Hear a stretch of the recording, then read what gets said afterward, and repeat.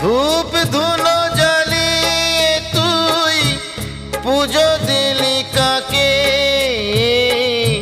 বুঝলি না রে আসল ঠাকুর নিজের বাবা মাকে। বুঝলি না রে আসল ঠাকুর নিজের বাবা মাকে।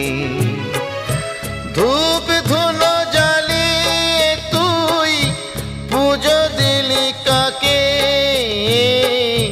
বুঝলি না রে আসল ঠাকুর নিজের বাবা মাকে।